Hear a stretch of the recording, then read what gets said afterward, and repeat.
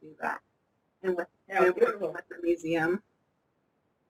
Beautiful. Thank you for sharing that. What a wonderful experience. And I love hearing about everybody how they create.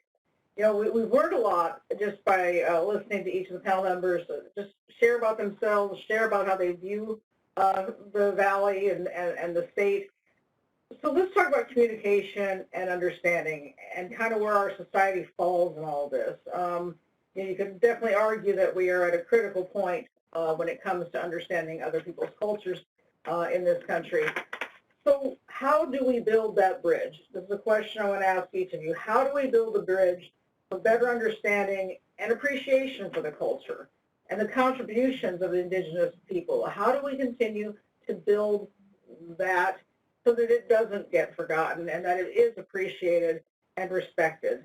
And let's just go ahead and start maybe with Jeffrey Lazarus-Ferns. Let's go ahead and start with you on that. Let's talk about building that bridge. Okay, so the first word that comes to mind for me is the word invisible.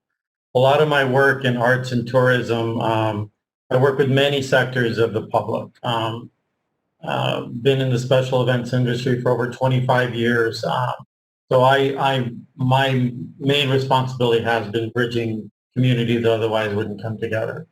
And through my recent work with the Tourism Association and Pueblo Grand and fundraising and all these other components, I ask myself all the time, I can't answer for you, but I can share with you what I do and what process I go through in my daily work. And in my daily work, I ask myself, am I creating space for Indigenous voices and Arizona in my daily interactions? Are we Indigenous people at the table of decision makers? If not, how do we get there and who should we nominate or try to place in those positions for first voice? Do we really understand that contemporary Indigenous culture is fluid and moving daily into mainstream sectors of arts, culture, business, and technology? How do we highlight these movements? How do we celebrate them? And more importantly, with these young Indigenous minds and what they're contributing, how do we celebrate them? And the last thing I always ask myself, in whatever project I'm working on, are we our stories? Are we telling them ourselves in first voice? And how do we continue to share them? Thank you, Jeffrey. Let's go ahead and go to Rosetta Walker with that same question. How do we continue to build the conversation and build it in a way that the contributions are recognized and appreciated and kind of blended into what our culture becomes? Well, I'll definitely tail off of what Jeffrey said, is that you have to be at the table. You have to have a seat at the table. And sometimes in environments here in the corporate world and in the nonprofit world, you have to bring your own chair. If the project is asking for input, dialogue, you want to make sure that you aren't the token Indian. I've been on those boards before where it's like, okay, you're not listening to me. Why am I here? So those are dialogues that I have with myself. It's like, am I making a difference? Is my input being heard? And if you don't feel good about something, a project, just walk away. It's as simple as that.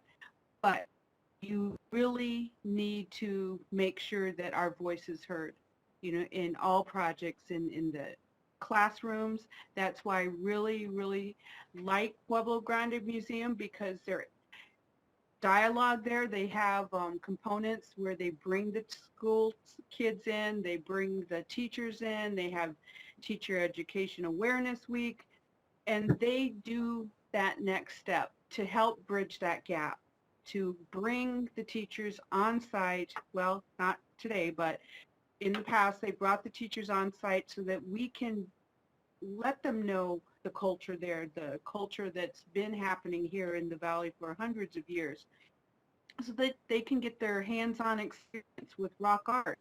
They can see the textiles of the dresses that Raylene was showing.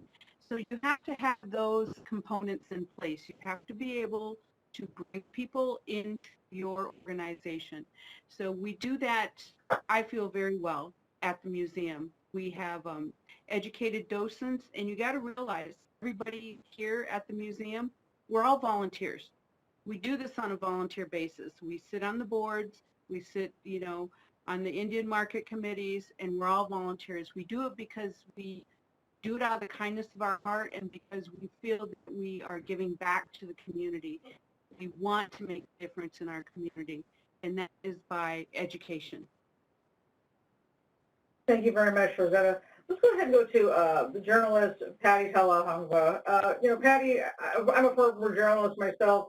I know it's an opportunity to talk to the big officials, the big decision makers, but also an opportunity to talk to the smaller voices out there. Are we starting to build those bridges? How do we do a better job? And kind of what would really help us get a better handle on communicating the contributions?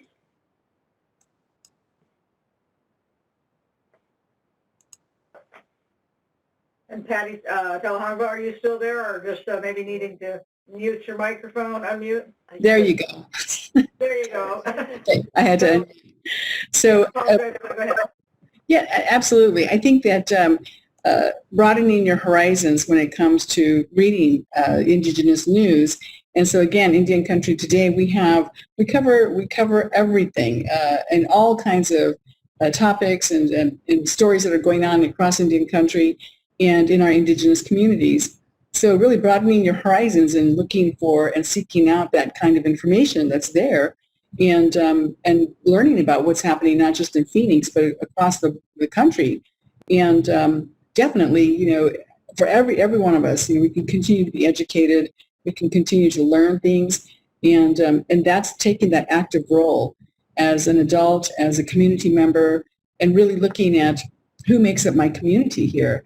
So I love all the ideas of going to different places and seeing those places from the perspective of a Native person, whether it's hiking Payestiwa Peak or going out to the Pueblo Grande Museum, to get out there and to find those opportunities to educate yourself. So it's for Native people, they're excited to tell the story. They're excited to say, here's my perspective, here's what makes this area unique and special to me. So there are lots of opportunities there. It's just opening yourself up to that and going into those communities. And a good place to start, again, IndianCountryToday.com.